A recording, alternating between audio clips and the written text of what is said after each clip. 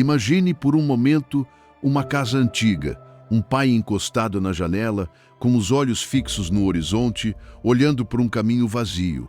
Ele não espera nada em particular naquela tarde, mas olha assim mesmo, como tem olhado todas as tardes durante anos. Seus olhos não se cansam, e muito ao longe, no horizonte, aparece uma figura caminhando.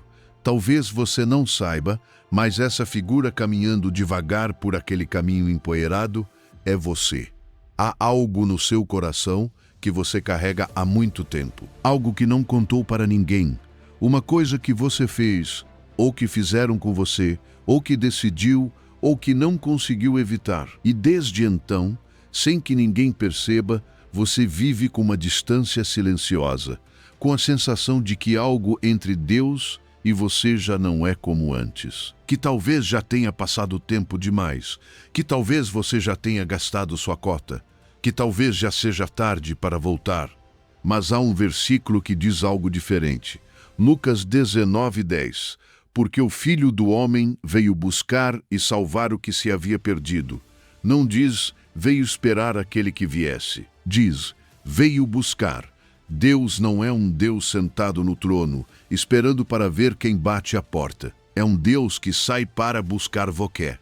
Nos próximos minutos, vou contar algo sobre a parábola do filho pródigo, que provavelmente nunca te explicaram. Algo sobre por que o pai teve que correr em direção àquele filho, e o que carregou ao fazer isso.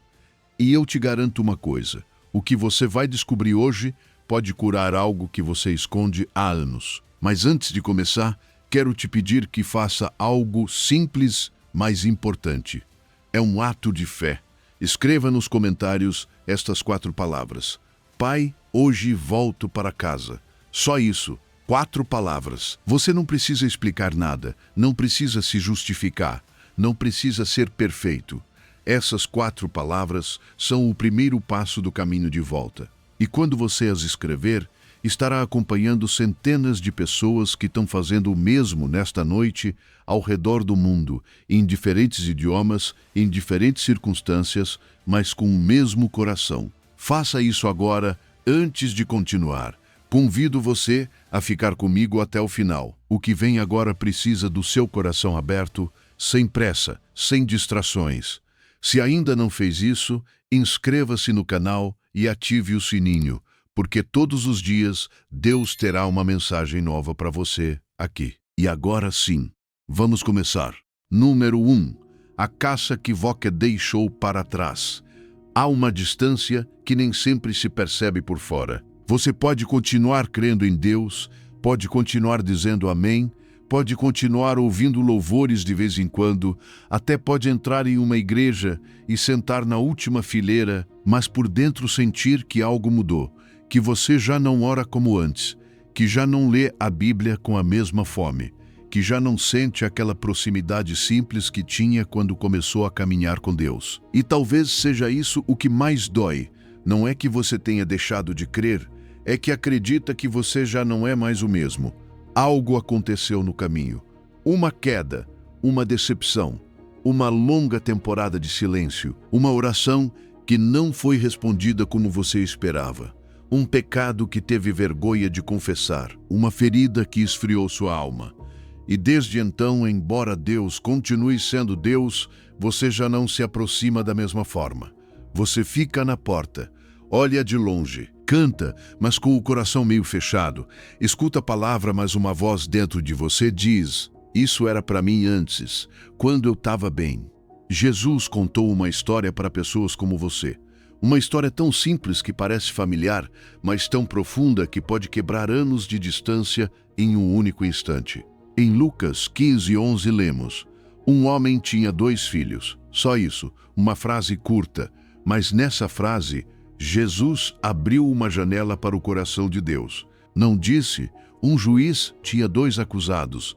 Não disse, um rei tinha 2 empregados. Disse, um homem tinha 2 filhos. E desde a primeira frase, Jesus quis que você entendesse algo, antes de falar de pecado, de perda, de orgulho, de retorno ou de restauração. A história começa com um pai. Porque quando você pensa em voltar para Deus, Talvez imagine primeiro uma lista de explicações, uma sala fria, um olhar severo, um interrogatório espiritual. Mas Jesus não começa aí. Jesus começa dizendo: um homem tinha 2 filhos. Ou seja, esta não é primeiro uma história sobre o quão longe alguém caiu. É uma história sobre a quem essa pessoa pertence, mesmo quando foi para longe. E antes de perguntar qual dos 2 filhos você é hoje, precisamos reconhecer algo com humildade. Todos nós já fomos os 2. Todos nós já fomos o filho que foi embora, querendo viver longe da voz do Pai. Mas também todos nós já fomos o filho que permaneceu fisicamente perto, enquanto por dentro estava cheio de dureza, julgamento e frieza. Todos nós já fugimos alguma vez, e todos nós já olhamos com desprezo para quem fugiu de maneira diferente. Por isso esta história não é apenas para pecadores famosos, nem para pessoas que chegaram ao fundo do poço de forma visível. É para qualquer um que tenha um coração, para qualquer um que já tenha sentido vergonha, para qualquer um que tenha mudado por dentro e não saiba como voltar a ser quem era antes. Quero que você imagine uma casa no campo. Passaram-se 10 anos desde que o filho foi embora. A casa já não parece a mesma. Pintaram a sala, trocaram as cortinas, chegaram novos netos. Há risadas diferentes à mesa, cadeiras novas na sala de jantar, caminhos marcados por outros passos. Mas no fundo da casa existe um quarto que ninguém tocou. A cama continua arrumada com a mesma colcha. As roupas continuam penduradas no armário. Os sapatos continuam ao lado da porta, como se alguém fosse calçá-los amanhã. Todas as manhãs, a mãe entra devagar, abre a janela, tira o pó, ajeita o travesseiro e volta a fechar a porta. Ninguém alugou aquele quarto. Ninguém o transformou em depósito. Ninguém disse: ele não vai voltar, vamos usar este espaço para outra coisa. Aquele quarto ficou esperando. E essa é uma pequena imagem da casa do Pai. Você pensava que por ter se afastado, o seu lugar tinha sido ocupado. Pensava que Deus tinha entregado o seu quarto para alguém mais fiel, mais limpo, mais constante, mais digno. Mas não, o seu quarto continua ali. Não porque você mereça, mas porque o amor do Pai não administra a casa como nós administramos o afeto. Nós fechamos portas quando somos feridos. Deus deixa um quarto preparado para quando o filho se lembrar do caminho de volta. Isso é para você, irmã, irmão, que talvez há anos não entra em uma igreja. Ou entra, mas não fica. Ou fica, mas não sente nada. Isso é para você que continua crendo, mas com uma tristeza escondida, como se estivesse olhando de longe para a casa onde antes se sentia amado. Antes de continuar, respire fundo. Você não precisa arrumar toda a sua vida neste instante. Não precisa fabricar lágrimas, nem fingir uma emoção que não sente. Apenas permaneça aqui. Porque se Lucas 15:11 começa dizendo: um homem tinha 2 filhos, então a sua história também pode começar de novo com esta verdade. Ainda existe um pai. O seu quarto continua pronto, mas antes de falar sobre o filho que foi embora, deixe-me falar sobre aquele que ficou esperando por ele. Número 2. Quero que Vox esteja morto.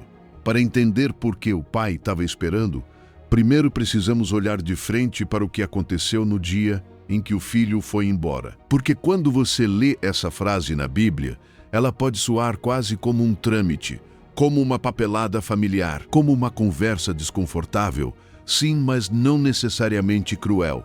Em Lucas 15:12, lemos: e o mais moço deles disse ao pai: Pai, dá-me a parte dos bens que me pertence. Para os nossos ouvidos modernos, pode soar como alguém pedindo o que é seu antecipadamente. Mas naquela cultura, essas palavras eram uma ferida aberta. A herança não era dividida quando o filho tinha vontade de ir embora. A herança era dividida quando o pai morria. Antes disso, pedi-la era impensável. Era como olhar para o próprio pai e dizer: para mim, você já está morto, não quero a sua presença, não quero a sua voz, só quero os seus bens. Apresse-se e me dê o que é meu. Que forte, não é? Porque o filho não pediu uma bênção, pediu uma separação. Não pediu direção, pediu independência. Não disse: Pai, ensina-me a viver. Disse: Pai, dá-me o que posso tirar de você e deixe-me ir para longe de você. E é aqui que a história começa a nos tocar mais do que gostaríamos de admitir. Porque talvez a sua boca nunca tenha dito isso a Deus. Talvez você nunca tenha se ajoelhado para dizer: Pai, para mim o Senhor está morto. Ninguém em sã consciência gostaria de pronunciar algo assim. Mas às vezes as nossas decisões dizem a Deus coisas que a nossa boca jamais teria coragem de dizer. Quando vivemos como se Ele não existisse, quando pegamos a vida que Ele nos deu e a administramos sem perguntar nada a Ele. Quando usamos o corpo, o tempo, os talentos, a inteligência, as oportunidades como se tudo tivesse nascido de nós e terminado em nós. Quando buscamos Deus apenas para que Ele nos dê algo, mas não para caminhar com Ele. Cada uma dessas decisões, mesmo que você não ouça, grita ao céu algo parecido: Pai, dá-me o que é teu, mas não me peça para permanecer contigo. E dói dizer isso, mas muitas vezes não nos afastamos de Deus porque deixamos de receber dele. Nós nos afastamos justamente depois de receber, depois que Ele nos deu forças, depois que abriu portas, depois que nos sustentou em uma fase difícil, depois que nos abençoou. Pegamos abençoou nas mãos e usamos essa mesma bênção para caminhar para longe da casa. Deuteronômio 21:17 mostra que o primogênito recebia uma porção dupla da herança. Isso nos faz perceber que existia uma ordem, uma honra, uma estrutura familiar. A herança não era um capricho, era o legado do pai, o fruto da sua vida, a história da sua casa. Por isso, o que o filho mais novo fez não foi apenas pedir dinheiro. Foi partir o coração da família. Foi dizer: o teu legado me interessa, mas a tua vida não. Agora, imagine a cena. O pai sentado à mesa. O filho mais novo em pé diante dele. Jovem, forte, com toda a vida pela frente. A casa está em silêncio. Talvez os servos escutem de longe. Talvez o filho mais velho fique imóvel, olhando com raiva, esperando que o pai reaja. E então, o rapaz diz aquelas palavras: dá-me a parte dos bens que me pertence. Imagine o silêncio depois disso. Não um silêncio vazio, um silêncio pesado, daqueles que caem sobre a mesa e ninguém sabe como levantar.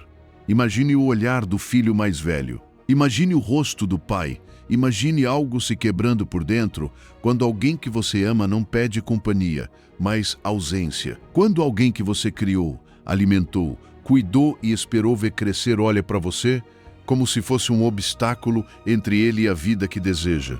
E ainda assim, o pai não o agride, não o amaldiçoa, não o humilha diante de todos, não grita: você vai se arrepender, não o deserdou com fúria, apenas permanece ali, ferido, mas pai, machucado, mas pai, e entrega aquilo que o filho pediu. Isso é o que mais impressiona.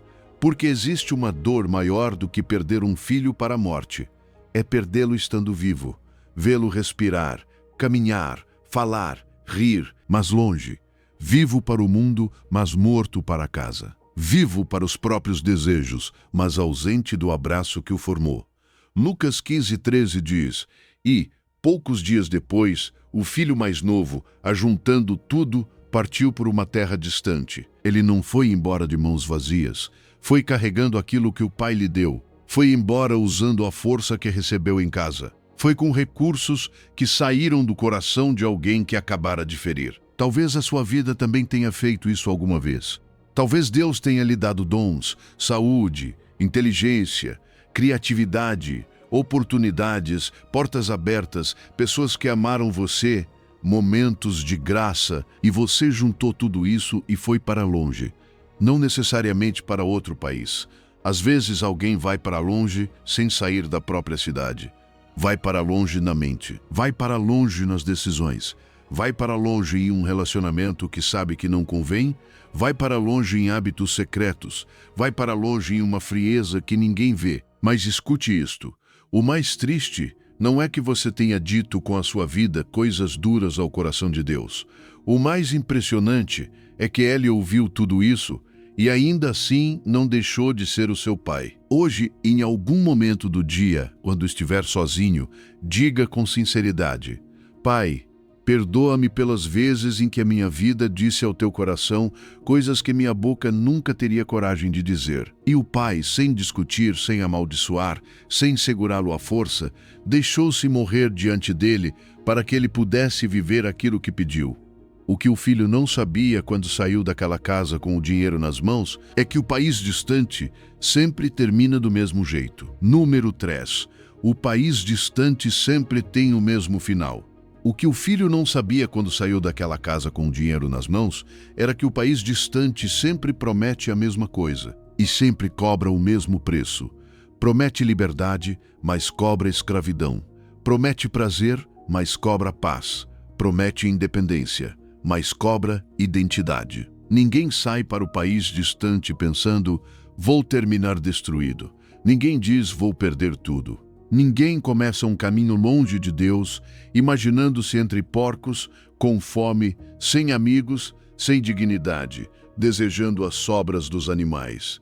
Esse é exatamente o truque. Por isso funciona, porque no começo o país distante não parece uma prisão, parece uma porta aberta. O filho mais novo certamente saiu sentindo-se livre, finalmente sem regras, finalmente sem o olhar do pai, finalmente sem casa, sem limites, sem responsabilidades, sem ninguém dizendo o que fazer. Talvez, enquanto se afastava, pensasse que estava começando sua verdadeira vida, mas nem toda porta aberta leva à liberdade. Algumas portas abertas levam direto para uma corrente. Lucas 15:13 diz: e ali desperdiçou os seus bens vivendo dissolutamente. Essa palavra, dissolutamente, carrega um peso enorme. Fala de uma vida derramada sem medida, sem guardar nada, sem pensar no amanhã, sem reservar forças, sem cuidar da alma. Viveu como se a conta nunca fosse acabar, como se o dinheiro não tivesse fim, como se a saúde nunca se cansasse, como se a juventude fosse eterna, como se amizades compradas com festas fossem amizades verdadeiras, como se o corpo pudesse suportar tudo, como se o coração nunca cobrasse nada, mas tudo aquilo que é gasto longe do Pai acaba se esvaziando. O dinheiro acaba, a emoção acaba, a força acaba, a novidade acaba, a atenção das pessoas acaba. Até aquilo que no começo parecia preencher tanto, um dia deixa de produzir o mesmo barulho por dentro. E então você precisa de mais prazer, mais aprovação, mais distração, mais intensidade, mais fuga, porque o país distante não sacia, ele apenas aumenta a fome. E é aí que a falsa liberdade mostra o seu verdadeiro rosto. O que o filho chamou de independência acabou se tornando outro tipo de corrente. Porque é isso que o inimigo nunca te conta. Atrás de cada pecado que promete liberdade, existe uma nova corrente esperando por você. Primeiro ele diz, faça isso, não tem problema. Depois diz, agora você não consegue sair. Primeiro diz, isso vai fazer você se sentir vivo. Depois deixa você sem forças para voltar. Primeiro oferece uma porta, depois cobra com grades invisíveis.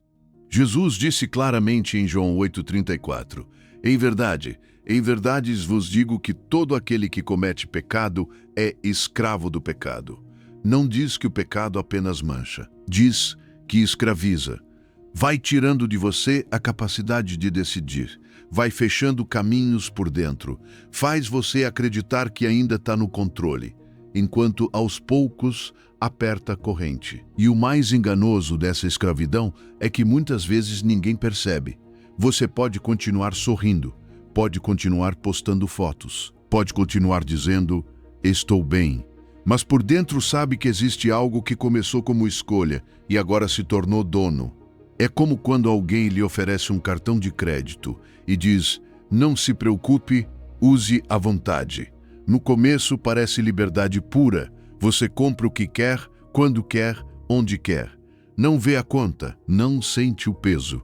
Tudo parece fácil, mas um dia a fatura chega, e ela não chega sorrindo, chega com juros, chega com pressão, chega com noites sem dormir. E de repente, aquilo que parecia liberdade se transformou em uma prisão cheia de números. O país distante funciona da mesma forma. Ele empresta prazer com juros de vazio, empresta fuga com juros de escravidão, empresta uma noite de alívio e depois cobra com anos de vergonha. Lucas 15:14 diz: "E havendo ele gastado tudo, houve naquela terra uma grande fome." Observe a ordem. Primeiro ele desperdiçou tudo, depois veio a fome. O país distante sempre tem uma estação que parece abundância, mas cedo ou tarde a fome chega, e nem sempre é fome de pão. Às vezes é fome de paz, fome de propósito, fome de amor verdadeiro, fome de voltar a sentir-se limpo, fome de dormir sem culpa, fome de olhar para o céu sem se esconder. Talvez o seu país distante tenha outro nome. Não é álcool, não é drogas, não é adultério. Talvez seja ressentimento, talvez seja ambição. Talvez seja um relacionamento que você sabe que não lhe faz bem, mas que diz exatamente as palavras que você precisava ouvir. Talvez seja a comparação, talvez seja o orgulho. Talvez seja viver apenas para provar algo a alguém. Talvez seja essa frieza espiritual que ninguém vê por fora, mas que está apagando você por dentro. Cada pessoa tem o seu país distante, e todos terminam da mesma forma. Hoje, pergunte a si mesmo com honestidade: o que na minha vida começou parecendo liberdade e está se transformando em corrente? Não responda para impressionar ninguém. Responda diante do Pai. Nunca conheci alguém que voltou do país distante sem ter perdido mais do que levou. Número 4. Comendo do prato dos porcos. E quando o dinheiro acabou, quando os amigos foram embora, quando o país que prometia liberdade virou as costas para ele, chegou o fundo do poço. E o fundo, nesta história, não foi apenas pobreza, não foi apenas solidão, foi algo muito mais humilhante para um judeu do primeiro século, terminar cuidando de porcos. Para nós, talvez essa imagem não tenha tanto peso no começo. Mas para aqueles que ouviam Jesus, aquilo era o último degrau. Não existia trabalho mais baixo, mais sujo, mais impensável. O porco era visto como um animal impuro, abominável, separado da vida do povo de Deus. Estar entre porcos era estar tão longe de casa, tão longe da identidade, tão longe da dignidade, que já não restava nada a defender. Lucas 15:15-16 diz: "E foi e agregou-se a um dos cidadãos daquela terra, o qual o mandou para os seus campos a guardar porcos, e desejava encher o seu ventre com as alfarrobas que os porcos comiam, e ninguém lhe dava nada. Olhe para a queda. O filho que saiu com herança agora se apega a um estranho. O filho que não quis servir na casa do pai agora termina servindo em terra estrangeira. O filho que pediu liberdade agora depende de um cidadão daquele país. O filho que tinha pão em abundância agora olha para a comida dos porcos com desejo. As alfarrobas eram vagens duras de uma árvore, alimento dado aos animais. Não era uma mesa posta, não era pão quente, não era comida de filho, era ração, era aquilo que se colocava diante dos porcos. E o rapaz estava com tanta fome que desejava encher o ventre com aquilo. Mas o texto acrescenta uma frase que dói: e ninguém lhe dava nada, nem mesmo aquilo. Esse é o país distante quando a máscara cai. Primeiro, ele promete que você terá tudo. Depois, não lhe dá nem as sobras. Primeiro, enche você de barulho. Depois, o deixa em silêncio. Primeiro, o cerca de pessoas. Depois, todos desaparecem quando você já não tem nada a oferecer. E talvez você diga: eu nunca terminei cuidando de porcos. Mas o fundo do poço de cada pessoa tem um nome diferente. Para alguns, o fundo é um vício que começou como fuga e agora já não conseguem controlar. Para outros, é uma traição que cometeram e que ainda os persegue quando apagam a luz. Para outros, é uma decisão médica, familiar ou sentimental que ninguém vê, mas que carregam como uma pedra no peito. Para outros, é ver os filhos sofrerem por causa de uma decisão sua. Para outros, é olhar para o casamento, para a fé, para casa ou para a própria alma e sentir que algo se quebrou de uma forma que não sabem como reparar. O fundo tem nomes diferentes, mas a sensação é a mesma: derrota total. Fome da alma, uma solidão que nada consegue preencher, uma vergonha tão pesada que você já não tem forças nem para explicá-la. Mas escute isto: tocar o fundo nem sempre é o fim. Às vezes é a misericórdia de Deus abaixando o volume de todo o resto, para que finalmente você consiga ouvir aquilo que a sua alma estava gritando. Salmo 34:18 diz: Perto está o Senhor dos que têm o coração quebrantado e salva os contritos de espírito. Deus não se afasta dos quebrados. Ele se aproxima. Não espera que você esconda as rachaduras para vir. Ele vem justamente quando o coração já não consegue permanecer inteiro. O fundo se parece com aquela madrugada em que todos na casa dormem e você está acordado no sofá, com a luz apagada. Ninguém sabe que você continua ali. Você pega o celular no escuro e começa a olhar fotos antigas, fotos de quando tudo parecia mais simples. Fotos de uma fase em que você sorria sem fingir. Fotos de pessoas que já não estão mais aqui, de momentos que não voltam, de uma versão de você que sente falta e o peito aperta. Você não chora alto, porque não quer acordar ninguém. Às vezes nem tem lágrimas completas, apenas uma lágrima silenciosa escorrendo sozinha, enquanto por dentro pensa: como foi que eu cheguei até aqui? Isso é o fundo. Aquele lugar onde você já não tem discursos, já não tem desculpas, já não tem forças para fingir. Salmo 42:7 diz: Um abismo chama outro abismo ao ruído das tuas cachoeiras. Há momentos em que parece que uma profundidade chama outra profundidade. Uma dor abre outra dor. Uma memória desperta outra memória. Uma perda toca outra perda. E você sente que está caindo dentro de algo maior do que você. Mas mesmo ali, Deus escuta. Se você está no fundo agora mesmo, escute bem. O que parece o pior lugar da sua vida pode ser o lugar onde Deus começa o maior milagre. Porque quando já não resta nada para proteger, finalmente você pode entregar tudo. Quando já não consegue fingir que está bem, finalmente pode dizer a verdade. Quando já não tem forças para continuar fugindo, finalmente pode voltar. Não fuja do fundo, não o cubra com barulho, não o anestesia com distrações. Não o maquie para que os outros não vejam. Permaneça aí em silêncio e diga a Deus: Pai, aqui estou. Você não precisa de uma oração longa, não precisa de palavras perfeitas, apenas verdade. Existe uma boa notícia sobre o fundo. Do fundo só é possível subir. E foi ali, sentado entre os porcos, faminto, derrotado, que veio ao filho uma ideia. Uma ideia que muitos confundem com arrependimento, mas não era. Número 5. O plano que não era arrependimento. E ali, sentado entre os porcos, faminto, derrotado, sem ninguém que lhe desse sequer as sobras dos animais, veio ao filho uma ideia. Uma ideia que muitos confundem com arrependimento. Mas se você olhar a passagem com atenção, vai perceber algo desconfortável. Algo que quase ninguém diz. No começo, o que o filho tinha não era um arrependimento puro. Era um plano. Lucas 15:17-19 diz: E, tornando em si, disse: Quantos trabalhadores de meu pai têm abundância de pão, e eu aqui pereço de fome? Levantar-me-ei e irei ter com meu pai, e dir-lhe-ei: Pai, pequei contra o céu, e diante de ti já não sou digno de ser chamado teu filho.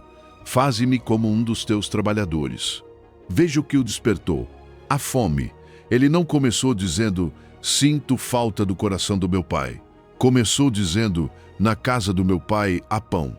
E isso não o torna menos humano. Às vezes voltamos para Deus não porque já entendemos tudo, mas porque simplesmente não aguentamos mais. Às vezes o primeiro passo não nasce de uma oração perfeita, mas de uma necessidade desesperada. Mas aqui está o detalhe principal. O filho não pediu para ser escravo, pediu para ser trabalhador. E um trabalhador era alguém assalariado, alguém que recebia por dia, alguém que podia viver separado, alguém que ainda mantinha certa independência. Não era um filho à mesa, Era alguém que trabalhava, recebia o pagamento e ia embora. Em outras palavras, o filho estava pensando algo assim: vou voltar, mas não como filho. Vou trabalhar, vou pagar, vou reconstruir o que destruí, vou devolver o que perdi, vou conquistar um lugar, nem que seja o mais baixo. Vou recuperar minha honra pelos meus próprios méritos. Está vendo? Ele vinha com um acordo nas mãos. Vinha preparado para negociar. Vinha tentando transformar a casa do pai em uma empresa onde pudesse pagar sua dívida com esforço. E quantos de nós fazemos o mesmo com Deus? Voltamos com frases ensaiadas. Voltamos dizendo: Senhor, agora sim vou me comportar direito. Agora sim vou orar todos os dias. Agora sim vou mudar. Agora sim vou te mostrar que mereço outra oportunidade. E sem perceber, continuamos acreditando que a graça é um salário. Continuamos acreditando que o amor de Deus é conquistado pelo desempenho. Continuamos tentando pagar uma dívida que a misericórdia já quer perdoar. Quando o filho diz: já não sou digno de ser chamado teu filho, existe verdade e existe ferida misturadas. É verdade que ele pecou, é verdade que desonrou o pai. Mas essa frase também revela algo mais profundo, a vergonha atacando sua identidade. A culpa diz: eu fiz algo errado. A vergonha diz: eu já não tenho valor. A culpa pode levar você à confissão. A vergonha quer convencer você de que já não pertence mais. Por isso, ela fala assim: você já não é digno, você já não é o mesmo, você já não pode voltar como filho, você já não tem direito de sentar-se à mesa. Peça um canto, peça migalhas, peça o lugar mais baixo. E talvez você tenha voltado para Deus com esse discurso: Senhor, não me trate como antes. Não olhe para mim como filho.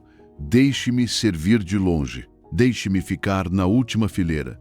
Deixe-me sobreviver espiritualmente, mas não me abrace demais, porque eu sei o que fiz. Mas 1 de João 1,9 diz: se confessarmos os nossos pecados, Ele é fiel e justo para nos perdoar os pecados e nos purificar de toda injustiça. Não diz que, se confessarmos, Deus nos coloca à prova durante anos antes de nos perdoar. Não diz que, se confessarmos, Deus nos deixa na porta até demonstrarmos dor suficiente. Diz que Ele perdoa e purifica. É como quando um filho faz algo grave contra a mãe e volta para casa com um plano já preparado. Ele bate a porta com medo, tem as frases prontas: mãe, vou trabalhar em 2 empregos para pagar o que quebrei. Vou limpar a casa inteira. Vou me comportar bem por 6 meses. Vou fazer tudo o que a senhora pedir para conquistar o seu perdão. Mas antes que termine a primeira frase, a mãe abre a porta e o abraça. E enquanto o abraça, o discurso dele desmorona. As condições desaparecem, os argumentos caem no chão, porque o abraço diz aquilo que nenhuma negociação poderia dar: antes de você me pagar qualquer coisa, você é meu filho. Isso é o que o filho ainda não sabia. Romanos 5,8 diz: mas Deus prova o seu amor para conosco em que Cristo morreu por nós, sendo nós ainda pecadores. Se Cristo morreu por nós quando ainda éramos pecadores, então o amor de Deus não começou quando você melhorou. Não começou quando voltou limpo. Não começou quando conseguiu explicar a sua queda com palavras bonitas. Começou quando você ainda estava longe. Então pergunte a si mesmo: você está voltando para Deus com um plano ou com um coração? Está tentando conquistar algo ou está disposto a recebê-lo gratuitamente? Quer negociar um lugar de trabalhador ou vai permitir que o pai o chame de filho outra vez?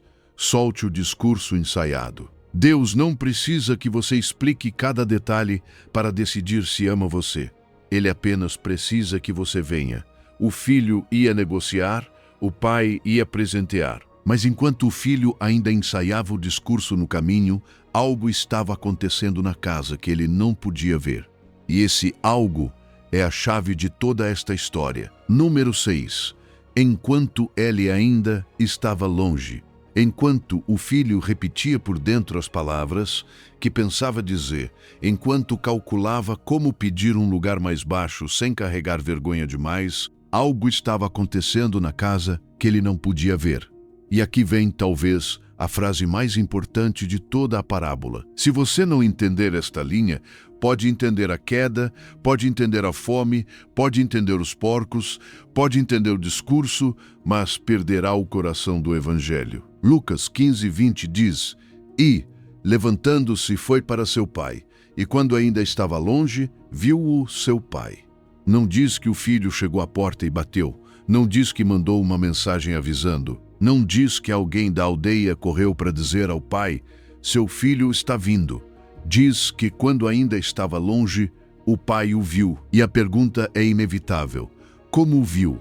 Como um pai pode ver um filho vindo de uma terra distante? Como consegue distinguir entre sombras, poeira e distância a figura daquele que foi embora há tanto tempo? Só existe uma explicação: o pai estava olhando, não uma única vez, não por acaso, não porque naquele dia resolveu sair. O pai estava olhando para o caminho, talvez todas as manhãs, talvez todas as tardes, talvez quando o sol começava a se pôr e a poeira do horizonte mudava de cor, talvez houvesse um lugar na casa de onde se podia ver a estrada principal, e ali estava ele. Dia após dia, estação após estação, com o coração ferido, mas com a esperança viva. Porque o amor verdadeiro não esquece o rosto de quem foi embora. E isso muda tudo o que talvez você acreditava sobre Deus. Deus não espera você de maneira fria, passiva, distante, sentado de braços cruzados dizendo: vamos ver se ele volta, vamos ver se ele se humilha, vamos ver se aprende. Não, o pai desta história está olhando para a estrada, está atento, está observando, está esperando ativamente. Ezequiel 34:11 diz: porque assim diz o Senhor Deus: eis que eu mesmo, procurarei as minhas ovelhas e as buscarei. Não diz: mandarei outro. Não diz: esperarei até que encontrem o caminho perfeito.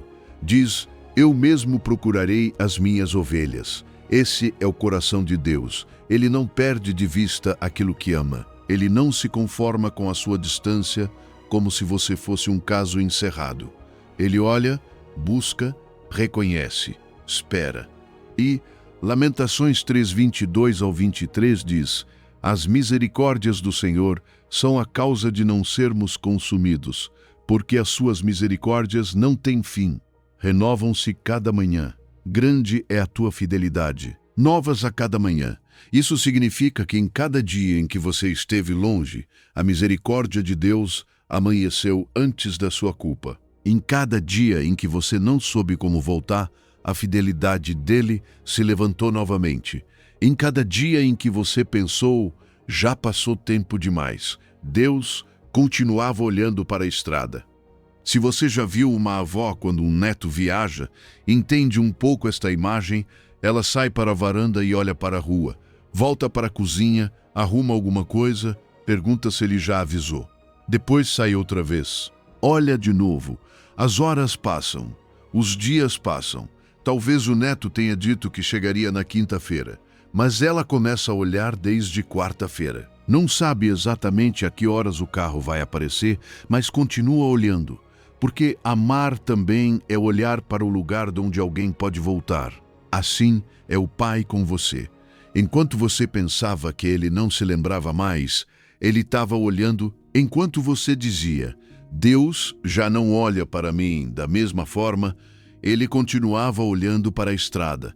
Enquanto você se escondia por vergonha, ele não perdeu você de vista. Enquanto você caminhava por lugares que esvaziaram a sua alma, ele ainda sabia como era a sua silhueta vista de longe.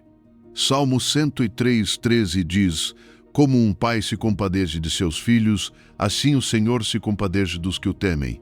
Deus não olha para você como um estranho que chegou atrasado. Ele olha como pai, e um pai consegue reconhecer o filho mesmo quando ele vem mudado, magro, sujo, cansado, envergonhado.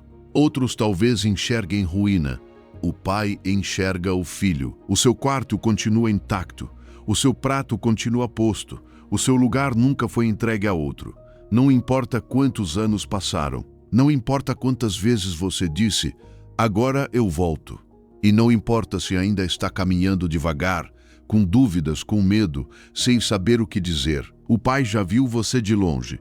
Hoje, em algum momento do dia, olhe para cima, para o céu, para o teto, para uma janela, onde quer que esteja, e diga com simplicidade: Pai, eu não conseguia te ver, mas o Senhor me via. Obrigado. Hoje Deus diz a você: eu vi você em cada tarde de cada ano em que esteve longe. Nunca perdi você de vista. Mesmo quando você me perdeu de vista, eu nunca perdi você de vista. Você nunca teve que chegar sozinho até Ele. Ele já caminhava em sua direção há anos. E quando aquele pai finalmente viu o filho no horizonte, aconteceu algo que para todos os que ouviam Jesus naquele dia era impensável, era escandaloso, era uma vergonha pública. Mas aquele pai fez mesmo assim. Número 7. O pai que quebrou todas as regras. Lucas 15:20 diz: E, movido de íntima compaixão, correu, lançou-se ao seu pescoço e o beijou. Não leia essa frase rapidamente, porque ali está uma das cenas mais belas de toda a Bíblia. O pai não ficou esperando sentado, não mandou um servo, não disse: que ele venha até aqui e depois veremos. Não pediu explicações de longe. Ele o viu, foi movido de compaixão e correu. Mas para entender o peso desse momento, você precisa entrar por um instante naquela cultura. No Oriente Médio do primeiro século, um homem digno, um patriarca, um chefe de família, um dono de terras, jamais corria em público. Homens respeitados caminhavam com firmeza, com postura, com autoridade. Correr era coisa de crianças, de escravos, de gente desesperada ou de alguém fugindo de perigo. Um pai honrado não corria pela aldeia. E pior ainda, para correr usando uma túnica longa, precisava levantá-la com as mãos, erguer o tecido até os joelhos e expor as pernas diante de todos. Para nós isso talvez não pareça tão grave, mas para eles era humilhação pública, era perder a compostura, era quebrar o protocolo, era deixar que toda a aldeia visse algo que um homem digno não deveria mostrar. E ainda assim aquele pai correu. Por quê? Porque Lucas diz que ele foi movido de íntima compaixão. Essa compaixão não era uma emoção fria, era algo que nascia das profundezas do seu ser. Como quando algo dói tão profundamente que você não sente apenas na mente, mas no peito, no estômago, nas entranhas. Aquele pai viu o filho destruído, magro, sujo, envergonhado, caminhando com medo, e não conseguiu ficar parado. O amor o empurrou para correr. E aqui está a beleza. O pai não correu apenas porque queria abraçá-lo. Correu porque sabia o que poderia acontecer se o filho chegasse primeiro à aldeia. Sabia que as pessoas o veriam. Sabia que apontariam para ele. Sabia que todos se lembravam do que ele havia feito. Sabia que existia vergonha esperando na porta, comentários escondidos atrás das janelas, olhares duros, julgamento acumulado. Então, o pai se adiantou, humilhou-se antes que humilhassem o filho. Expôs a própria dignidade antes que expusessem a vergonha do rapaz. Carregou publicamente a afronta que pertencia ao filho. Correu para chegar antes do julgamento. Correu para que a primeira coisa que o filho encontrasse não fosse uma pedra, nem um olhar, nem uma acusação, mas um abraço. Isso é exatamente o que Cristo fez por você. Hebreus 12:2 diz: olhando para Jesus, autor e consumador da fé, o qual, pelo gozo que lhe estava proposto, suportou a cruz, desprezando a vergonha. Jesus não sofreu apenas dor física, sofreu vergonha pública, foi despido, exposto, zombado, rejeitado. Carregou a vergonha, carregou a humilhação, carregou aquilo que era nosso para que nós não precisássemos carregá-lo diante do Pai. Isaías 53:3 diz: era desprezado e o mais rejeitado entre os homens. Esse é Jesus, tomando o lugar do filho envergonhado. Esse é Jesus entrando em nossa aldeia antes de nós. Esse é Jesus absorvendo a zombaria, o julgamento, a acusação e a vergonha, para que quando você voltasse para casa, não encontrasse condenação, mas graça. Imagine um senhor muito respeitado do bairro, o diretor da escola, o líder da igreja, o médico que todo mundo conhece, sempre bem vestido, sempre sério, sempre correto. Um dia, sua filha, que desapareceu anos antes depois de partir o coração da família, aparece no fim da rua. Vem despenteada, suja, com um bebê nos braços, a roupa gasta, o olhar abaixado. Os vizinhos começam a olhar pelas janelas. E antes que alguém diga alguma coisa, o pai se levanta da varanda e sai correndo. Não se importa que todos o vejam perder a compostura. Não se importa que comentem no mercado. Você viu? Correu como um louco. Não se importa com a própria imagem. Não se importa com a reputação. Ele só sabe uma coisa: sua filha voltou, e existe um tipo de amor que não cabe dentro da dignidade. Esse é o amor do Pai. Romanos 10:21 diz: todo o dia estendi as minhas mãos a um povo rebelde e contradizente. Todo o dia, não apenas por um momento, não apenas quando você era obediente, não apenas quando estava limpo. Todo o dia, com as mãos estendidas para gente rebelde, para gente contraditória, para filhos que disseram com a própria vida: não preciso de ti, e ainda assim foram recebidos com braços abertos. Por isso, toda vez que sentir vergonha de algo do seu passado, lembre-se disto: já houve alguém que carregou essa vergonha por você. Você não precisa carregá-la novamente. Não precisa caminhar de cabeça baixa a vida inteira, como se a sua história ainda estivesse esperando sentença.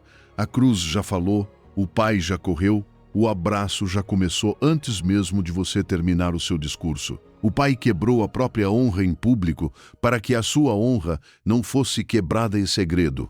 Mas o Pai não correu apenas por amor. Correu por algo mais. Correu porque sabia que, se o filho chegasse primeiro à aldeia, havia uma cerimônia esperando por ele, uma cerimônia que o Pai precisava interceptar a qualquer custo. Número 8. A cerimônia que nunca aconteceu. Existe um detalhe daquela cultura que muitos não conhecem. Quando um jovem saía de sua terra, pegava a herança da família, a desperdiçava entre estrangeiros e depois voltava sem nada, a comunidade podia recebê-lo com uma cerimônia de rejeição. Era como dizer diante de todos: você rompeu conosco e agora nós rompemos com você. Os anciãos se reuniam na entrada da aldeia, pegavam um vaso de barro e o quebravam no chão. Diante do rapaz, o som daquele vaso se partindo era mais do que barulho, era um símbolo. Era como se a comunidade dissesse: assim como este vaso não pode mais ser restaurado, você também já não pode voltar a pertencer. E então declaravam que aquele jovem estava cortado do seu povo, sem nome, sem honra, sem lugar. Agora pense nisso. O filho vinha caminhando de longe, magro, sujo, com cheiro de porco, com fome, com vergonha, com um discurso ensaiado na boca. Vinha pensando em como pedir trabalho. Vinha acreditando que já não podia ser filho. Mas não sabia que, se entrasse sozinho na aldeia, a vergonha poderia alcançá-lo antes da misericórdia. Por isso, o pai correu. Correu para chegar primeiro. Correu para abraçá-lo primeiro. Correu para cobri-lo primeiro, correu para que a primeira voz que o filho ouvisse não fosse a voz do julgamento, mas a voz do amor. Correu para que quando o filho entrasse na aldeia, já não entrasse como um rejeitado, mas como alguém marcado pelo abraço do pai. Porque quando o pai alcança você primeiro, o julgamento chega tarde demais. Esse é o coração desta cena. O pai não esperou que a aldeia decidisse o que fazer com o rapaz. Não deixou que as pedras do passado falassem antes da sua misericórdia. Não permitiu que a vergonha escrevesse a primeira frase do retorno. Ele se adiantou, colocou-se entre o filho e a condenação, entre o filho e a cerimônia, entre o filho e a memória dura de todos aqueles que poderiam dizer: nós sabemos o que você fez. E isso não começou em Lucas 15. Esse tem sido o jeito de Deus desde o princípio. Em Gênesis 3:9 lemos: e chamou o Senhor Deus ao homem e perguntou-lhe: onde estás? Essa foi a primeira pergunta que Deus fez em toda a Bíblia. Adão e Eva tinham pecado. Tinham se escondido, tinham usado folhas para cobrir aquilo que a vergonha deixou exposto. E Deus, que tudo sabe, saiu perguntando: onde estás? Não porque não soubesse onde eles estavam. Deus não perdeu Adão entre as árvores. Deus estava chamando quem estava escondido. Estava dando espaço para que saísse. Estava abrindo uma porta para que o medo não fosse a última voz, porque a vergonha sempre empurra você para o esconderijo. Ela diz: não saia, não fale, não conte, não ore, não volte, não deixe ninguém ver isso. Por isso, Adão e Eva se esconderam entre as árvores. Por isso, o filho pródigo não pensou em voltar enquanto ainda tinha dinheiro. Por isso, talvez você carregue há anos algo que ninguém sabe, não necessariamente um pecado escandaloso. Às vezes, é uma ferida, uma humilhação, algo que fizeram com você, uma frase que marcou a sua vida, uma queda que ainda o persegue, uma decisão que você não sabe como nomear sem se quebrar por dentro. A vergonha sempre procura um esconderijo, mas Deus sempre sai à procura dos escondidos. É como quando uma criança cai e rala o joelho, mas não mostra para ninguém porque tem medo de levar bronca. No começo, era apenas um machucado pequeno, um pouco de água, uma mão carinhosa, um beijo de mãe e tudo teria sarado. Mas a criança esconde, coloca a calça por cima, continua brincando como se nada tivesse acontecido. E os dias passam, o ferimento se suja e infecciona. Dói mais, o que poderia ter sido limpo rapidamente agora precisa de muito mais cuidado. Assim são as feridas da alma. Enquanto você as esconde, elas não desaparecem. Elas se aprofundam, endurecem, começam a doer em lugares onde antes não doíam. Mas quando você se atreve a mostrá-las ao Pai, Ele não as usa para humilhar você. Ele as limpa.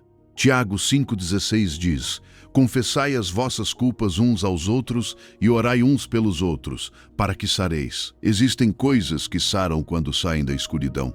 Existem correntes que perdem força quando são nomeadas diante de Deus. Existem vergonhas que parecem gigantes enquanto estão escondidas, mas se tornam pequenas quando a luz do Pai as toca. Salmo 32, 3-5 diz: enquanto calei os meus pecados, envelheceram os meus ossos pelos meus constantes gemidos todo dia. Confessei-te o meu pecado, e a minha iniquidade não encobri, e tu perdoaste a maldade do meu pecado. Enquanto calei. Essa frase pesa, porque calar por vergonha envelhece a alma, mas declarar diante de Deus abre a porta do perdão. O que você tem escondido, você não precisa dizer em voz alta agora, não precisa contar para todo mundo, mas pode nomear isso diante do Pai, apenas no seu coração, com uma frase simples: Senhor, isto é o que tenho escondido, dê nome a isso. Só isso já quebra o esconderijo. O Pai alcançou você primeiro para que nenhum julgamento o alcançasse depois. E então, quando o Pai o alcançou, antes que o Filho pudesse pronunciar uma única palavra do discurso que vinha ensaiando durante todo o caminho, aconteceu algo. Algo que naquela cultura tinha um peso especial que quase ninguém prega. Número 9. O beijo que não deixou você terminar. Lucas 15, 20-21 diz: lançou-se ao seu pescoço e o beijou. E o filho lhe disse: Pai, pequei contra o céu e diante de ti, e já não sou digno de ser chamado teu filho. Agora pare aí, porque essa frase, o beijou, não descreve um gesto frio. Não é um beijo de saudação. Não é um beijo protocolar. Não é aquele beijo rápido que alguém dá por obrigação quando não sabe mais o que fazer. No idioma em que este evangelho foi escrito, a expressão que Lucas usa transmite intensidade, repetição, ternura transbordante. Não é simplesmente deu-lhe um beijo. É como dizer, beijou-o repetidas vezes, cobriu-o de beijos, abraçou-o pelo pescoço e começou a beijá-lo sem conseguir parar. E isso muda toda a cena, porque o pescoço daquele filho não estava limpo. Ele vinha de meses entre porcos, vinha com suor seco, com terra grudada, com cheiro de estrada, com cheiro de fome, com cheiro de fracasso, com as roupas rasgadas, o corpo cansado, a pele marcada pela poeira do país distante.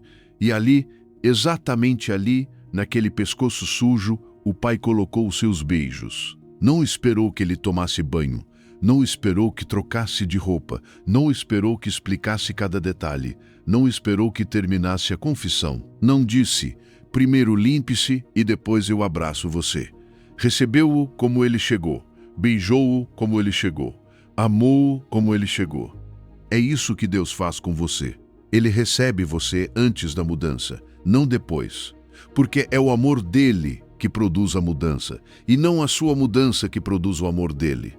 Se fosse o contrário, ninguém poderia voltar. Se primeiro você tivesse que estar limpo para se aproximar de Deus, então a graça não seria graça, seria recompensa. Mas o Pai não estava distribuindo recompensas. Estava restaurando um filho. E veja algo ainda mais belo. O filho vinha com um discurso completo. Já o havia ensaiado entre os porcos. Tinha dito, Pai, pequei contra o céu e diante de ti. Já não sou digno de ser chamado teu filho. Faze-me como um dos teus trabalhadores. Esse era o plano. Essa era a negociação. Essa era a frase em que ele tentava pedir um lugar mais baixo, um contrato, uma oportunidade de pagar aquilo que havia perdido. Mas quando finalmente chega, começa a falar e não termina. Diz, Pai, pequei contra o céu e diante de ti, e já não sou digno de ser chamado teu filho. Mas a parte faze-me como um dos teus trabalhadores já não aparece. A graça apagou essa frase. O abraço atirou da boca dele, os beijos do pai interromperam a negociação, porque quando você está sendo abraçado por um pai que corre em sua direção, quando sente o rosto dele sobre o seu pescoço, quando a vergonha esperava rejeição e recebe ternura, já não consegue continuar falando como escravo. A vergonha diz, não sou digno. A culpa diz, fiz algo errado. Existe uma diferença. A culpa pode levar você a confessar um comportamento. A vergonha tenta destruir a sua identidade. A culpa aponta para o que você fez. A vergonha diz que aquilo que você fez agora define quem você é. Mas o pai, ao beijá-lo, devolve-lhe a identidade antes mesmo de falar sobre a conduta. É como se aqueles beijos dissessem, o que você fez foi grave, mas você continua sendo meu filho. O seu pecado não mudou a minha paternidade. A sua distância não mudou o seu nome. O seu cheiro não cancelou o meu amor. Oséias 11:8 diz, como te deixaria, ó Efraim? Como te entregaria, ó Israel? O meu coração está comovido dentro de mim. As minhas compaixões se acendem. Essa é a voz de Deus revelando o seu próprio coração. Não é um pai frio calculando castigos. É um pai profundamente comovido. Um pai cuja compaixão arde por dentro. Um pai que não consegue olhar para o filho perdido sem mover-se em sua direção. Imagine o pescoço do filho, meses de vergonha acumulada, meses de fome, meses sem se sentir digno de olhar alguém nos olhos. E justamente ali, onde ele se sentia mais indigno, o pai o beija. Não beija uma versão melhorada. Não beija o filho depois do banho. Não beija o filho depois de 3 meses de bom comportamento. Beija o filho exatamente como ele voltou. Romanos 5:8 diz, mas Deus prova o seu amor para conosco em que Cristo morreu por nós, sendo nós ainda pecadores. Se Cristo morreu por nós quando ainda éramos pecadores, então Deus não esperou a sua limpeza para amar você. Amou você no meio da sua sujeira, buscou você no meio da sua distância, correu em sua direção antes que pudesse se consertar. Se você tem esperado ficar limpo primeiro para voltar para Deus, escute bem, você nunca estará limpo o suficiente pelas próprias forças. É por isso que ele corre, é por isso que ele abraça, é por isso que ele beija o pescoço sujo. Hoje, não espere estar melhor para se aproximar. Aproxime-se exatamente como está, sujo, derrotado, cansado, sem um discurso perfeito. Ele faz o resto. Ele não recebeu você porque você chegou, correu porque viu você. Essa é a diferença entre conquistar e receber. E depois do abraço, depois dos beijos, antes mesmo que a família entendesse o que estava acontecendo, o pai deu uma ordem aos servos. Uma ordem com 4 presentes, cada um deles com um significado que vai curar algo dentro de você. Número 10. A túnica que era do pai. Lucas 15:22 diz: Mas o pai disse aos seus servos: Trazei depressa a melhor roupa, e vistam-no, ponham um anel em sua mão e sandálias nos pés. Observe a primeira ordem: trazei a melhor roupa. Não uma túnica qualquer. Não uma túnica qualquer. Não um pano limpo para esconder a vergonha. O pai pediu a melhor roupa, a túnica principal. Aquela que todos na casa sabiam qual era. A túnica reservada para grandes momentos, para celebrações importantes, para honrar alguém diante de todos. E aqui está a beleza. O filho havia chegado pedido para ser trabalhador. Tinha vindo com a ideia de trabalhar, receber pagamento, quitar sua dívida, viver separado, recuperar pouco a pouco sua honra com esforço. Vinha preparado para uma vida de empregado, mas o pai não lhe deu roupa de trabalhador, não colocou nele uniforme de servo, não disse, comece de baixo e veremos se algum dia volta a ser filho. Colocou nele a melhor túnica, e muito provavelmente aquela túnica era a túnica do pai, a principal, a cerimonial, a que representava a autoridade, a honra e a dignidade da casa. Em outras palavras, o pai cobriu o filho com aquilo que era seu. Aquilo que o filho não podia recuperar sozinho, o pai colocou sobre ele. Isso é muito importante, porque a restauração de Deus não começa onde você pensa. Você imagina que Deus primeiro conserta o seu comportamento e depois devolve sua identidade. Mas nesta cena acontece o contrário. Primeiro, ele o cobre. Primeiro, devolve o nome.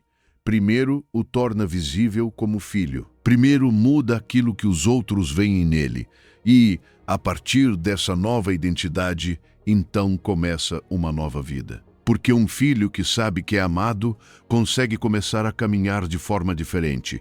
Mas um filho que acredita que foi rejeitado apenas aprende a se esconder melhor. Imagine a cena.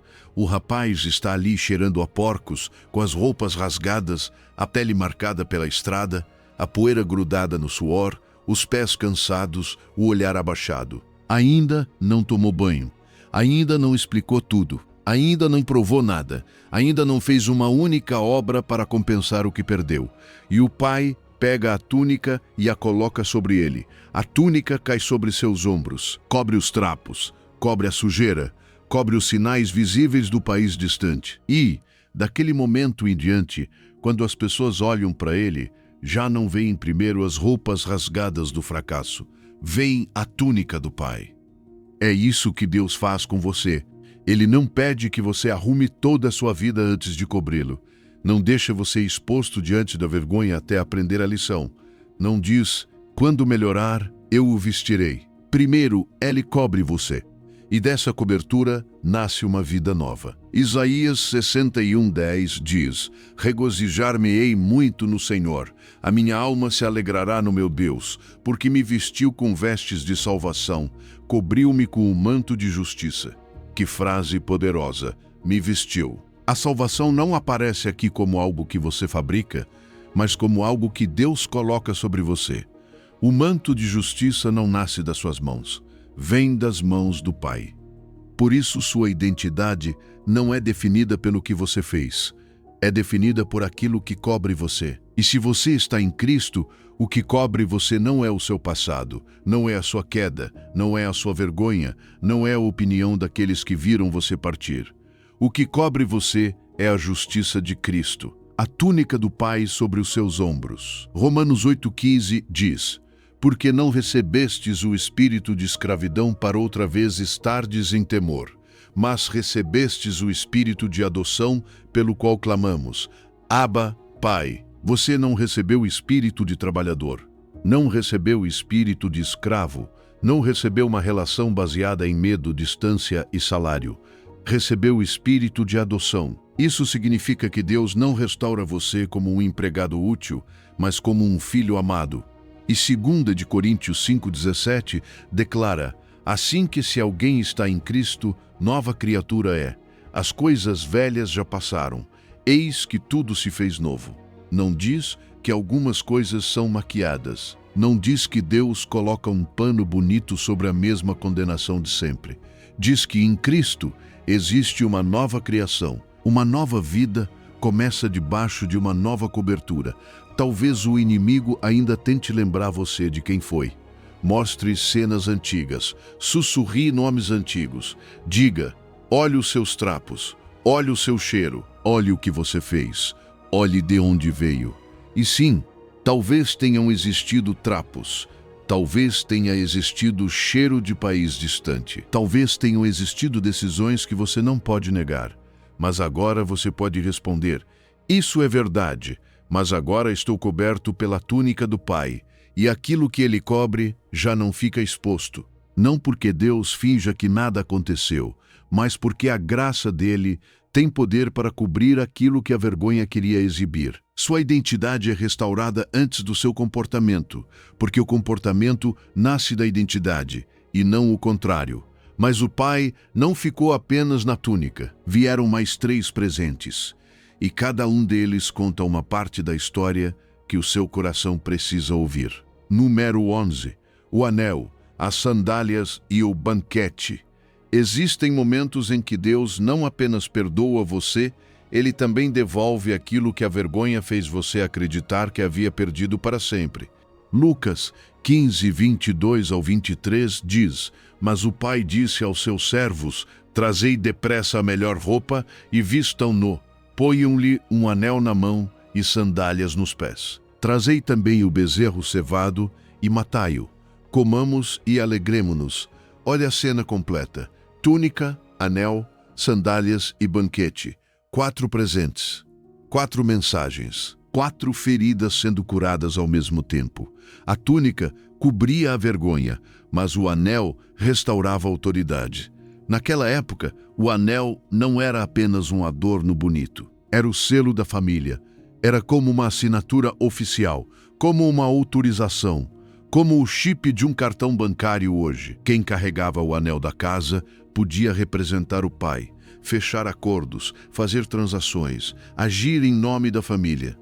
Então, quando o pai coloca um anel na mão do filho, está dizendo algo imenso. Recupere o seu lugar, recupere a sua autoridade, recupere o direito de carregar o meu nome. Você não volta como alguém apenas tolerado em um canto, volta como filho reconhecido. Pense nisso. O filho havia desperdiçado os bens do pai longe do pai. E mesmo assim, o pai coloca novamente um símbolo de confiança em sua mão. Onde nós colocaríamos condições, Deus coloca a restauração.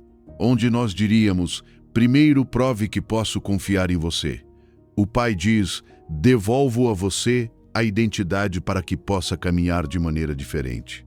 Depois, vem as sandálias, e isso também carrega um peso profundo. Naquela cultura, os escravos muitas vezes andavam descalços. Os filhos livres usavam sandálias. O filho vinha preparado para pedir um lugar de trabalhador, alguém assalariado, alguém que trabalha, recebe e vai embora. Mas o pai não lhe dá ferramentas de empregado. Dá-lhe sandálias de filho. É como se dissesse, você não vai caminhar por esta casa como escravo. Não vai pisar no meu chão sentindo que precisa pagar por cada passo. Não vai viver com medo de ser expulso. Esta é a sua casa. Este é o seu lugar. Gálatas 4:7 diz, assim que já não és mais servo, mas filho, e se és filho, és também herdeiro de Deus por Cristo. Essa é a voz do Evangelho, quebrando a mentalidade de trabalhador. Você já não é escravo, já não é estranho, já não é visitante, é filho. E se é filho, também é herdeiro. Mas então chega o terceiro presente, o banquete. E aqui existe um detalhe que transforma toda a cena. O bezerro cevado não era morto para um jantar pequeno. Não era uma refeição improvisada para 3 pessoas. Um bezerro engordado durante meses era guardado para uma grande festa, uma celebração pública, uma reunião comunitária. Isso significa que o pai não quis apenas alimentar o filho, quis anunciar a sua restauração. A mesma aldeia que poderia tê-lo rejeitado, as mesmas pessoas que poderiam olhá-lo com desprezo, a mesma comunidade que poderia dizer, Esse rapaz desonrou o pai e já não pertence mais. Agora precisava sentar-se à mesa e celebrar que o pai o havia recebido. Isso é poderoso. Quando Deus restaura, nem sempre o faz em segredo. Às vezes faz de uma maneira tão visível, tão clara, tão cheia de alegria, que as mesmas pessoas que esperavam ver você envergonhado precisam reconhecer que você continua sendo filho da casa. Joel 2,26 diz: Comereis abundantemente, e vos fartareis e louvareis o nome do Senhor vosso Deus, que procedeu para convosco maravilhosamente, e o meu povo jamais será envergonhado. Não diz apenas que você comerá, diz que comerá até se saciar.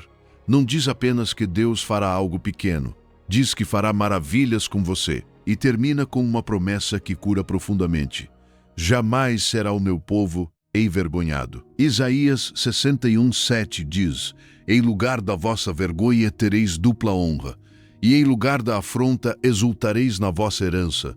Por isso, na sua terra, possuirão o dobro e terão perpétua alegria. Deus não apenas remove a desonra, Ele a troca por honra. Não apenas apaga a confusão, substitui-a por alegria. Imagine alguém que você conhecia e que tropeçou fortemente na vida. Todo mundo comentava: marcaram essa pessoa, reduziram-na à pior fase da sua história. Para muitos, seu nome ficou preso à sua queda. Mas um dia você a reencontra e ela já não é a mesma. Existe paz em seus olhos, existe alegria na maneira de falar, existe firmeza onde antes havia culpa. Existe autoridade espiritual onde antes havia vergonha. E, de repente, o presente dessa pessoa começa a falar mais alto do que os rumores do passado. Isso é o banquete. Apocalipse 3,12 diz: Ao que vencer, eu o farei coluna no templo do meu Deus, e escreverei sobre ele o nome do meu Deus. Deus escreve o seu nome sobre aqueles que restaura. E quando ele coloca o seu nome sobre alguém, nenhum rótulo humano tem a palavra final. Talvez em algum momento alguém tenha marcado você, sua família, sua igreja, seu bairro, um relacionamento, sua própria memória. Mas chega um dia em que o banquete do Pai fala mais alto do que qualquer sentença do mundo. Pare de defender a sua reputação com palavras. Deixe o Pai defendê-la com a sua nova vida. Quando Deus restaura você, Ele faz isso publicamente. A alegria dele limpa o seu nome diante daqueles que achavam que conheciam a sua história. Mas existe alguém ouvindo esta mensagem que talvez nunca tenha tido um pai como esse. Alguém que, ao ouvir a palavra pai, sente o coração apertar. E para essa pessoa, a próxima parte é especial. Número 12. A cura da imagem do pai. Existe alguém ouvindo esta mensagem que talvez nunca tenha tido um pai como esse. Alguém que escuta a palavra pai e não sente descanso, não sente ternura, não sente segurança, sente uma ferida antiga se abrindo por dentro. Porque para muitas pessoas, a palavra pai não significa braços abertos, significa abandono, significa agressões, significa gritos dentro de casa, significa silêncio frio, significa uma cadeira vazia à mesa. Significa esperar uma ligação que nunca chegou. Significa olhar outras crianças correndo para os seus pais e perguntar em segredo por que o seu não olhava da mesma maneira. Esta parte é para você, porque quando alguém diz, o pai ama você, talvez o seu coração não saiba o que fazer com essa frase. Uma parte de você quer acreditar, mas outra parte se protege, porque aprendeu que um pai pode prometer e não cumprir. Que um pai pode estar fisicamente perto e emocionalmente distante. Que um pai pode dar pão, mas não abraço. Que um pai pode viver debaixo do mesmo teto, mas deixar você crescer como se estivesse sozinho. E sem perceber, muitos de nós formamos nossa imagem de Deus com os pedaços do pai que tivemos. Se o seu pai foi ausente, talvez imagine Deus distante. Se o seu pai foi duro, talvez imagine Deus sempre zangado. Se o seu pai corrigia sem ternura, talvez acredite que Deus só se aproxima para apontar os seus erros. Se o seu pai nunca olhou para você com orgulho, talvez pense que Deus também não olha para você com alegria. Mas escute isto com todo o seu coração. O Pai do céu não é uma cópia do seu pai da terra. Ele é o oposto. Aquilo que o seu pai não foi, Deus pode ser para você.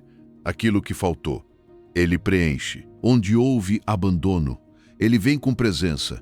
Onde houve gritos, Ele vem com voz suave.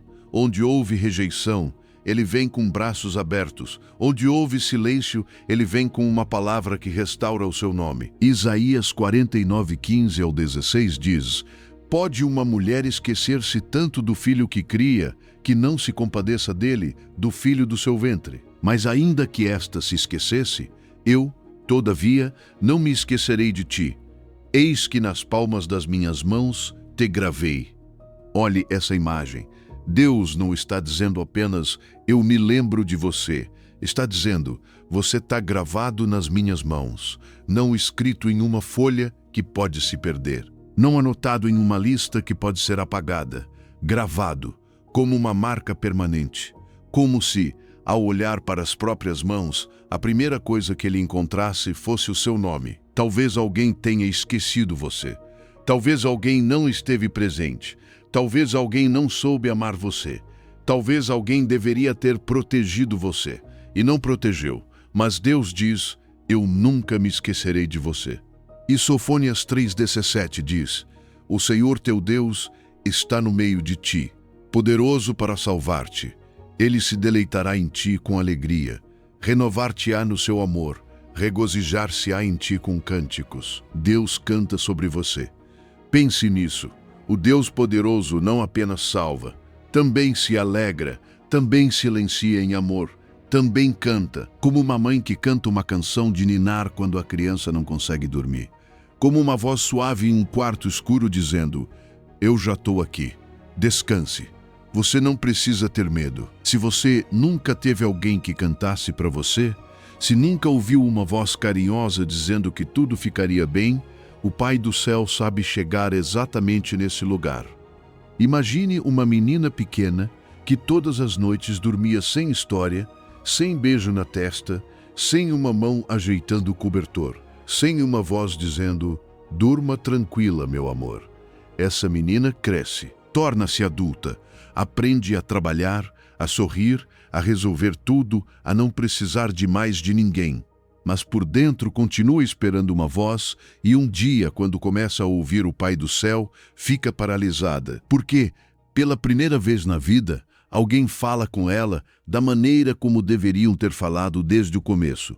O Pai do céu não apenas compensa aquilo que faltou, ele traz uma nova voz, uma nova presença, uma ternura que não depende do seu passado. Ele não vem para levar você de volta à criança ferida que foi, vem para fazer algo novo em você. Isaías 43:18 ao 19 diz, não vos lembreis das coisas passadas, nem considereis as antigas. Eis que faço uma coisa nova. Agora sairá à luz. Você não está voltando para ficar preso ao que aconteceu. Está voltando para que Deus faça algo novo, onde antes existia apenas dor. E Salmo 27:10 diz, porque quando meu pai e minha mãe me desampararem, o Senhor me recolherá. Que palavra delicada! Me recolherá, como alguém que levanta outra pessoa do chão. Como alguém que vê uma criança abandonada e não passa adiante. Como alguém que diz, venha, eu mesmo levarei você para casa. Isto é para você, irmã. Para você, irmão. Para você que nunca ouviu. Eu amo você, filha. Para você que nunca recebeu um abraço do Pai. Para você que aprendeu a não esperar nada para não sofrer. O Pai do céu é especialista em curar exatamente essa ferida. E faz isso devagar, sem pressa, sem pressão, sem exigir que você confie de uma vez só. Esta noite, antes de dormir, diga em voz alta, Pai do céu, eu preciso da tua voz onde a voz do meu pai faltou. Canta para mim esta noite. O Pai do céu não se parece com a pior lembrança que você tem do seu pai. Ele se parece com o melhor pai que jamais existiu. E para que essa cura da imagem do pai aconteça, para que finalmente você consiga acreditar nele, precisa ouvir o que o próprio Deus disse sobre como trata o passado daqueles que voltam para ele, porque talvez você pense que já é tarde demais. Número 13. Quando você acha que já é tarde, para que essa cura da imagem do Pai possa entrar mais fundo, você precisa ouvir algo diretamente da palavra de Deus. Porque talvez exista um pensamento que caminha com você há anos. Uma frase escura que aparece quando você tenta orar, quando lembra do seu passado, quando pensa em recomeçar. Já é tarde, já se passaram muitos anos, já perdeu oportunidades demais, já gastou sua cota de perdão, já fez promessas demais, já falhou vezes demais, já não pode voltar como antes. Mas escute bem, isso é mentira. Mentira do começo ao fim, e eu não quero te responder com frases bonitas, quero te responder com as próprias palavras de Deus. Joel 2:25 ao 26 diz: E vos restituirei os anos que foram consumidos pelo gafanhoto migrador, pelo destruidor e pelo cortador, e comereis abundantemente, e vos fartareis, e louvareis o nome do Senhor vosso Deus, que procedeu para convosco maravilhosamente, e o meu povo jamais será envergonhado. Deus não diz, vou te ajudar a esquecer os anos perdidos. Ele diz, vos restituirei os anos. Restituir é devolver, restaurar, pegar aquilo que parecia desperdiçado e colocá-lo novamente dentro do propósito dele. Deus pode fazer uma temporada de obediência pesar mais do que 10 anos de confusão. Pode fazer um coração rendido produzir fruto onde você só via ruínas. Salmo 103:12 diz, quanto está longe o Oriente do Ocidente, assim afasta de nós as nossas transgressões. Se você andasse para o Oriente sem parar, nunca encontraria o Ocidente. Eles nunca se cruzariam. Essa é a distância que Deus colocou entre você e aquilo que Ele já perdoou. Ele não deixou perto para te lembrar depois. Não guardou numa pasta escondida. Ele afastou. Miqueias 7:18 ao 19 diz, quem, ó Deus, é semelhante a ti, que perdoas a iniquidade e te esqueces da transgressão do remanescente da tua herança? Tornará a ter compaixão de nós, lançará todos os nossos pecados nas profundezas do mar. Deus não coloca seus pecados na beira da praia para as ondas devolverem. Ele os lança nas profundezas do mar, onde nenhuma voz acusadora tem direito de procurá-los, onde o inimigo não tem permissão para pescar aquilo que Deus já afundou. Isaías 1:18 diz, ainda que os vossos pecados sejam como a escarlata, eles se tornarão brancos como a neve. Ainda que sejam vermelhos como o carmesim, se tornarão como a branca lã. Deus não apenas cobre a mancha, Ele a transforma, o que era vermelho como culpa, Ele torna branco como perdão. O que parecia impossível de limpar, Ele transforma por dentro e por fora. Hebreus 8:12 diz, porque serei misericordioso para com as suas iniquidades, e dos seus pecados e das suas iniquidades não me lembrarei mais. Nunca mais me lembrarei. Deus, que sabe todas as coisas, escolhe não usar contra você aquilo que você já entregou a Ele. A memória dele não está cheia dos seus erros. O tratamento dele com você está cheio de misericórdia. E Isaías 54:4 diz, não temas, porque não serás envergonhada, e não te envergonhes, porque não sofrerás humilhação. Antes, te esquecerás da vergonha da tua mocidade. Existem vergonhas que parecem grudadas na pele, mas Deus promete um dia em que essa vergonha já não terá a última palavra sobre você. Sua memória arquiva tudo com data, lugar e detalhe. Lembra do quarto, da frase, do rosto, da queda, mas o Pai trata de outra maneira aquilo que você entrega a Ele. Ele pode saber tudo e, ainda assim, escolher não usar isso contra você. Ele pode ver toda a sua história e, ainda assim, te chamar de filho. Imagine uma chave guardada durante anos numa gaveta. Sua mãe te deu quando você era jovem e disse, esta é a chave da casa. Mas você foi embora. Passaram 10 anos. Passaram 20, você mudou de cidade, de vida, de rosto, e um dia volta. Tira aquela chave velha, treme, pensa, com certeza trocaram a fechadura. Você coloca a chave na porta, ela gira e a porta se abre. Não importa quantos anos passem, quantos quilômetros você percorra, quantos erros acumule, existe uma fechadura na casa do Pai que a sua chave ainda abre. Ele nunca a trocou. Se aquilo que você está ouvindo está falando com alguma parte do seu coração, deixe seu gostei no vídeo. Não por mim, pela pessoa que vai chegar até essa mensagem porque você a compartilhou. Talvez alguém esta noite esteja com um celular nas mãos, esperando um sinal de que ainda pode voltar. Não importa quanto tempo passou, não importa o peso que isso tem, não importa quantas vezes você tentou antes e não deu certo. Hoje o Pai ainda te vê mesmo estando longe. Hoje Ele corre mais uma vez. Antes de dormir esta noite, repita 3 vezes em voz alta: aquilo que Deus esqueceu, eu não preciso continuar lembrando. Se Deus pôde perdoar Davi, Pedro, Paulo, a mulher do poço e a mulher pega em adultério, o que te faz pensar que o seu nome acabou na lista? Mas existe um detalhe que quase ninguém percebe nessa passagem.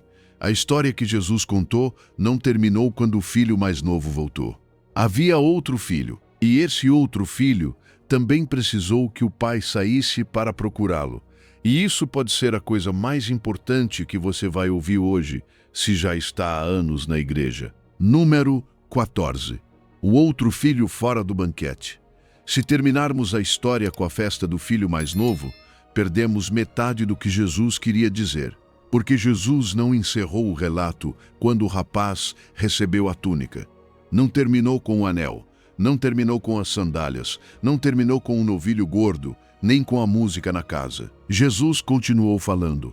E o que ele disse depois atinge em cheio, especialmente aqueles que estão há anos perto das coisas de Deus, mas perderam a alegria do Pai. Lucas 15, 25 ao 32, conta que o filho mais velho estava no campo, vinha do trabalho, vinha de cumprir deveres, vinha fazendo aquilo que supostamente deveria fazer. E quando se aproximou da casa, ouviu a música e as danças. Algo estava acontecendo. Perguntou a um dos servos o que era aquilo e lhe disseram que seu irmão havia voltado e que seu pai tinha matado o novilho gordo porque o recebeu são e salvo. Então o texto diz que ele se indignou, ficou tão irritado que não queria entrar. Olhe isso, o filho mais novo ficou fora de casa por rebeldia, mas o filho mais velho ficou fora do banquete por amargura. Um se perdeu numa terra distante, o outro se perdeu no campo trabalhando, cumprindo, obedecendo por fora, mas com o coração longe da alegria do pai. Então acontece algo impressionante. O pai sai outra vez. O mesmo pai que correu pelo filho mais novo agora, sai pelo filho mais velho. Só que desta vez ele não sai para abraçar um rapaz sujo que voltou da terra distante. Desta vez ele sai para suplicar a um filho limpo por fora, correto por fora, fiel por fora, mas profundamente ressentido por dentro. Lucas 15, 29 ao 30 diz que o filho mais velho respondeu: há tantos anos te sirvo sem jamais desobedecer a uma ordem tua e nunca me deste nem um cabrito para eu festejar com os meus amigos. Vindo, porém, esse teu filho que desperdiçou os teus bens com prostitutas, mataste para ele o novilho gordo. Repare nas palavras dele. Ele diz: há tantos anos te sirvo. Não diz: há tantos anos vivo contigo. Não diz: há tantos anos sou teu filho. Ele diz: te sirvo. A linguagem dele revela a ferida.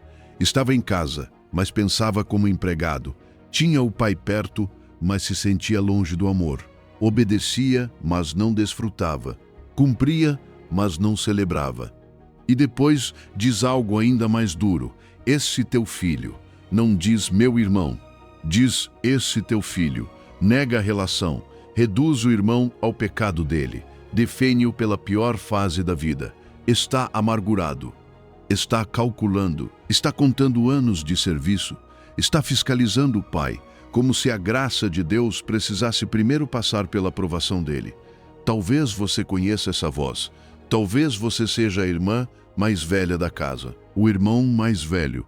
Está há 30 anos na igreja, nunca faltou a um culto, dá o dízimo, serve, canta, cuida dos enfermos. Ajuda os outros. Disse não a coisas que outras pessoas fizeram, carregou responsabilidades que ninguém aplaudiu. E de repente chega outro, aquele que foi embora, aquele que caiu, aquele que fez tudo o que você nunca se permitiu fazer e fazem festa para ele. E por dentro, algo aperta. Você não quer sentir isso, sabe que é errado, mas está ali e eu, e todos os meus anos, e minha fidelidade.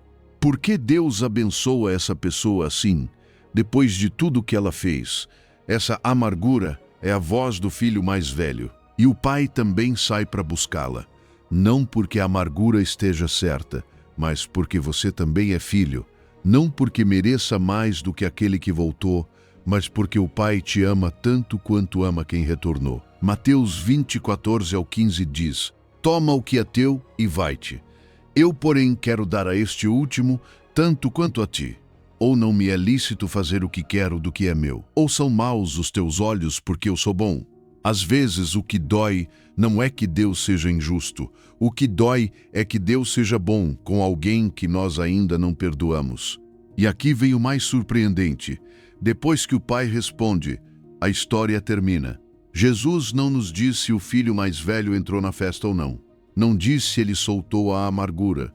Não diz se abraçou o irmão. A história fica aberta. Por quê?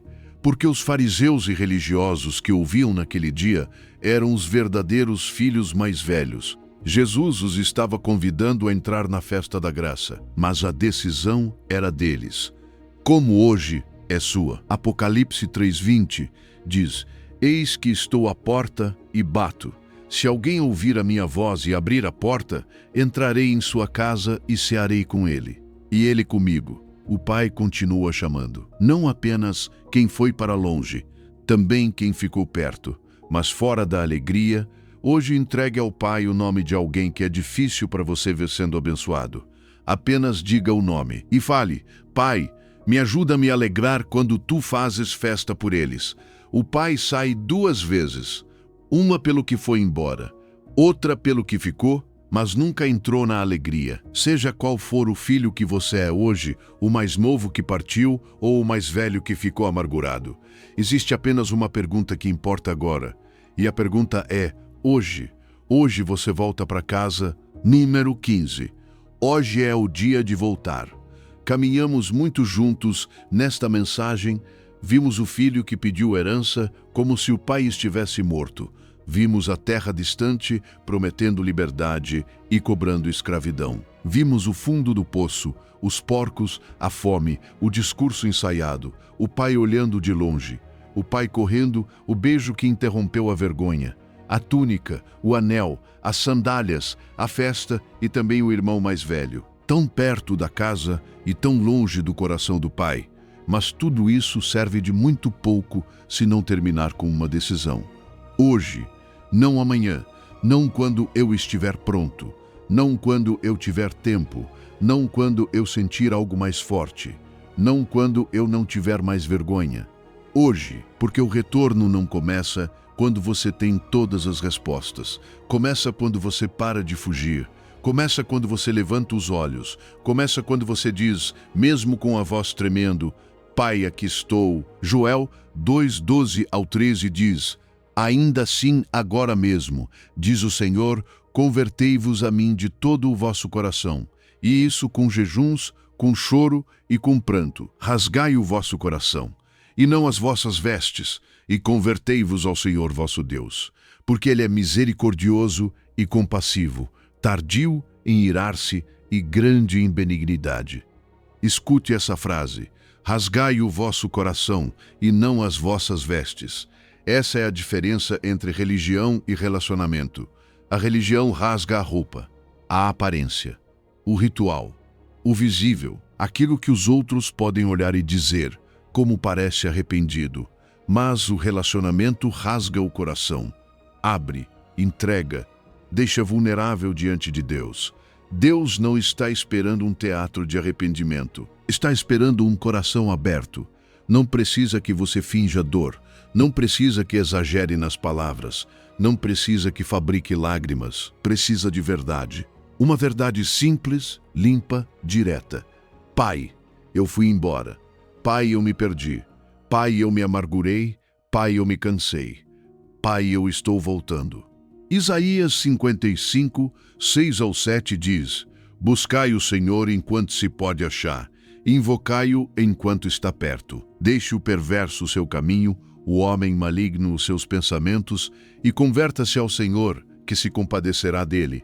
Volte-se para o nosso Deus, porque é rico em perdoar, não limitado, não cansado, não contando quantas vezes você voltou antes. Rico, grande, abundante, maior do que a sua queda, maior do que os seus anos perdidos, maior do que a sua vergonha, maior do que a voz que diz que já não existe lugar para você. E escute isso com atenção.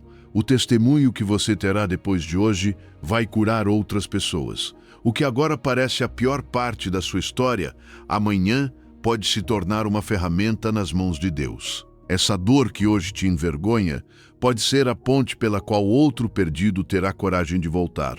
Essa queda que hoje você gostaria de apagar pode se tornar a prova viva de que o Pai ainda corre. Nenhuma parte da sua dor é desperdiçada quando você a entrega a Deus. Imagine a mesa posta. A música já começou. A casa está iluminada.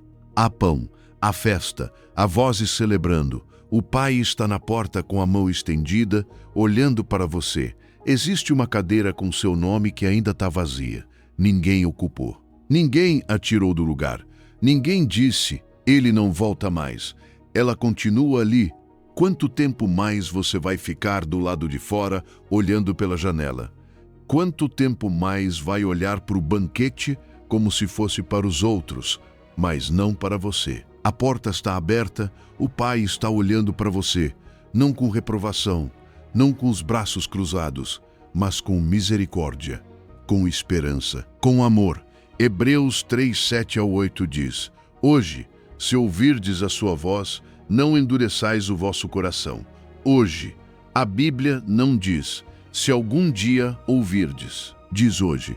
Porque existem momentos em que Deus toca uma área profunda da alma e você sabe que não é coincidência. Sabe que essa palavra chegou exatamente naquele lugar que você estava escondendo.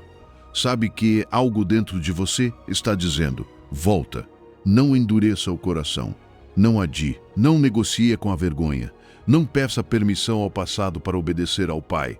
Hoje é o dia, agora mesmo onde você estiver, diga em voz alta, Pai, hoje eu volto para casa.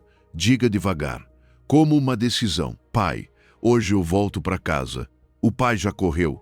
A festa já está preparada. Só falta você entrar. Antes de encerrar este momento, deixe-me fazer uma coisa com você. Quero que voltemos à imagem com a qual começamos há algum tempo. Porque talvez, no começo, você pensava que tinha deixado uma casa para trás. Mas agora você sabe a verdade. A casa nunca deixou de esperar por você. Eu te disse no começo que ia te contar a história do Pai olhando pela janela, do quarto que nunca foi alugado, da cama que continua arrumada com a mesma colcha de anos atrás, dos sapatos ao lado da porta, você se lembra? Pois agora você já sabe o resto da história. Sabe que esse Pai não ficou apenas olhando pela janela, sabe que quando te viu ainda muito longe, correu em sua direção, que rompeu sua honra em público para que a sua honra não fosse quebrada em particular, que carregou a vergonha que era sua, que te beijou no pescoço antes que você pudesse terminar seu discurso, que colocou sua melhor túnica sobre os seus trapos, que devolveu o anel, as sandálias e mandou matar o novilho cevado para fazer uma festa por você diante de toda a aldeia que iria te julgar.